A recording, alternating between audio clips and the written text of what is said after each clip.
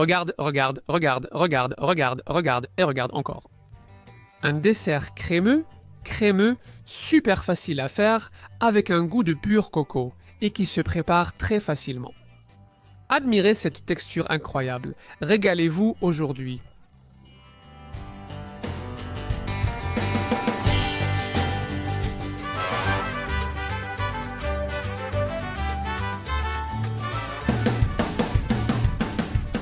Et aujourd'hui, c'est un dessert 100% coco que c'est bon. Salut les gourmands, nous revoilà pour une nouvelle journée. Et aujourd'hui, je vais vous présenter un dessert qui chez moi fait sensation. Un dessert à la noix de coco. Eh bien, cette noix de coco, hein? Cette noix de coco. Bien sûr. Nous allons préparer un dessert au goût pur de noix de coco qui est fantastique, crémeux et facile à faire. Allez, il a tout pour plaire. Un super goût, accessible à tous. J'espère que tu vas beaucoup l'apprécier. Et je te rappelle aussi qu'à la fin de la vidéo, je vais te laisser la liste des ingrédients. Ainsi, tu pourras les noter calmement avec un papier et un stylo. Si tu es très pressé de les connaître, tu peux déjà les lire ici en bas dans la boîte d'informations. On commence avec la montre. La première chose que nous allons faire, c'est préparer le moule, dans mon cas, de 20 cm de diamètre. Comme tu peux le voir, j'ai mis un bon filet de caramel liquide à l'intérieur. Et je l'étale aussi bien au fond que sur les côtés. D'autre part, on prend un grand récipient, dans mon cas directement le pichet du mixeur ou du blender, et on y ajoute les 6 œufs. Un autre type de mixeur peut aussi faire l'affaire. On ajoute aussi 2 tasses de lait concentré sucré, une petite boîte ou environ 400 ml. Voilà tout dedans. On ajoute aussi la noix de coco râpée, dans ce cas une tasse qui, comme vous le voyez, prend beaucoup de place parce que la noix de coco râpée pèse très peu, seulement 55 grammes. On ajoute la noix de coco et maintenant l'ingrédient suivant, le lait de coco. Également 2 tasses ou 400 ml, ce qui correspond à une boîte comme celle-ci, tout dedans. Là, c'est parfait. La même quantité de lait, en fait, j'ai pris la mesure avec la même boîte. Voilà du lait normal, ici on l'appelle lait entier, et la même quantité de crème que j'ai aussi mesurée avec la même boîte. Crème de lait, aussi appelée crème à fouetter, crème chantilly, crème épaisse. Ensuite, il suffit de la fouetter et c'est prêt. Le premier petit truc, c'est de bien tout mélanger. Il faut un peu de patience pour que tout soit vraiment bien mélangé, tous les ingrédients.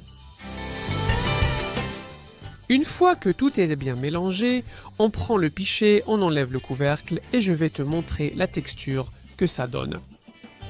Tout est parfaitement intégré. Voilà. La partie du dessus est un peu mousseuse et le liquide est totalement lisse, légèrement dense et crémeux. On le verse maintenant dans le moule qu'on avait préparé avec notre caramel et c'est prêt. Comme vous pouvez le voir, je mets toujours une cuillère ou une spatule de pâtisserie entre les deux pour que le liquide ne tombe pas directement sur le caramel et ne le nettoie pas. Comme ça, je m'assure qu'il va se démouler parfaitement. L'étape suivante est de couvrir le plat. Utilise un couvercle adapté ou, à défaut, du papier aluminium bien étalé et replié sur les bords. Pendant que je fais ça, n'oublie pas de t'abonner à la chaîne. C'est le moment idéal, on a plein de nouveautés. Chaque semaine, j'invente presque quelque chose de nouveau, plusieurs vidéos et beaucoup de plaisir. Comme vous pouvez le voir, je viens de placer le moule sur un grand plateau. Et ici, je vais mettre de l'eau tiède, juste assez pour qu'elle recouvre au moins 2 ou 3 doigts. Une fois que tu l'as.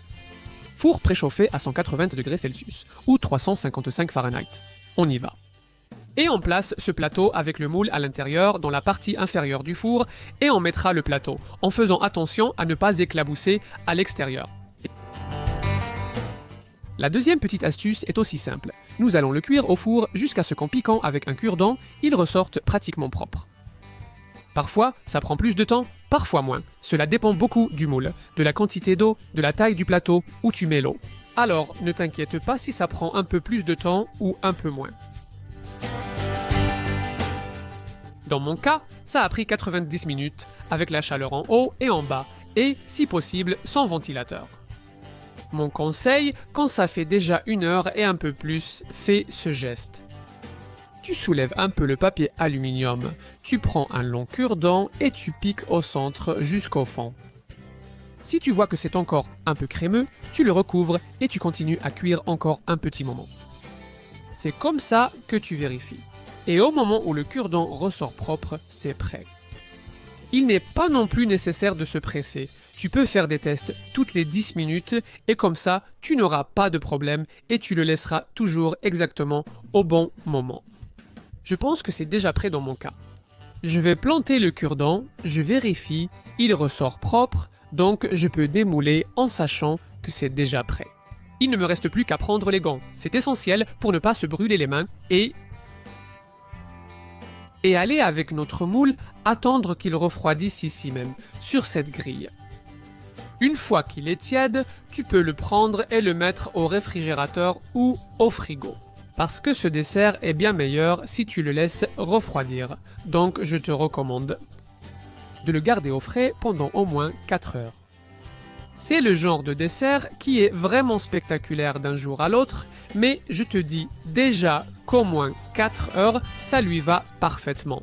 Parce que les saveurs se mélangent bien et en plus, il devient plus ferme.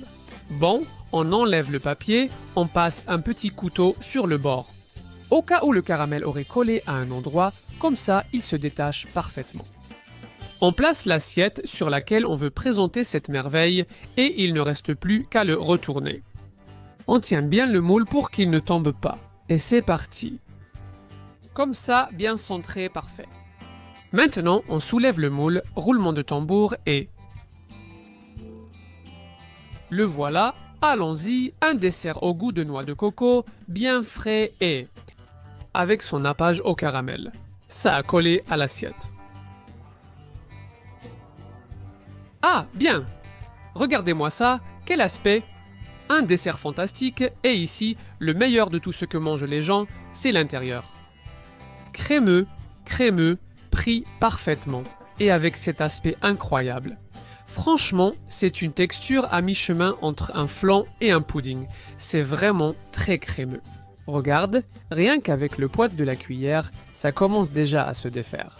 Quelle merveille! Qui veut posséder cette cuillère? Je suppose que beaucoup d'entre vous, car personnellement, elle me fait saliver à chaque fois que je la vois. Un dessert avec une finition incroyable, qui se prépare super facilement dans un mixeur et sans trop d'efforts. Moi, je déguste toujours ces desserts à la cuillère. Mais j'ai vu beaucoup de commentaires où vous trouvez cela aberrant et vous dites que les desserts de ce type doivent se manger à la fourchette. Honnêtement, peu importe avec quoi on les mange tant qu'on les savoure. Mais ça me ferait plaisir que vous me disiez dans les commentaires ce que vous utilisez vous. Comme ça, on ouvre un peu le sondage et on dissipe les doutes. Regardez comme le dessert entier a fière allure. Il est fantastique sur la table et si vous le coupez, il est encore plus beau. Effet de surprise, saveurs intenses, peu d'ingrédients et de travail. Il ne reste plus qu'à savourer.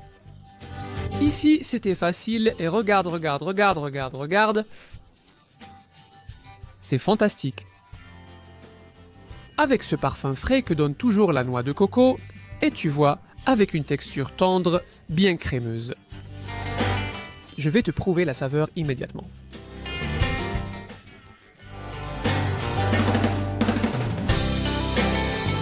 Parfait, la texture est parfaite. Crémeux, crémeux, avec la touche de fraîcheur de la noix de coco. Et cette saveur si délicieuse, tu dois l'essayer, tu vas adorer. Et si tu veux qu'on fasse un autre gâteau comme ça, super crémeux, mais avec une autre saveur que la noix de coco, s'il te plaît, dis-le moi ici en bas dans les commentaires. J'ai envie de préparer un gâteau de ce genre, crémeux, crémeux, mais avec plein de saveurs différentes. Alors dis-moi, quelle est ton idée? Ici en bas dans les commentaires. Et peut-être que je te le préparerai parce que j'ai envie de continuer à expérimenter, j'apprends énormément avec vous. Vous avez plein d'idées. N'importe quel fruit, vanille, cannelle, chocolat. Je ne t'en dis pas plus pour ne pas te donner d'indices. Raconte-le-moi. Et comme ça, tout le monde en profite. Pendant que tu y réfléchis, tu peux aussi regarder cette super vidéo, tu vois déjà comme elle a l'air géniale. Ou clique sur le bouton pour t'abonner gratuitement à la chaîne. activez la cloche pour suivre les nouveautés. Et si tu en veux encore plus, ma chaîne de recettes salées s'appelle Saladolandia.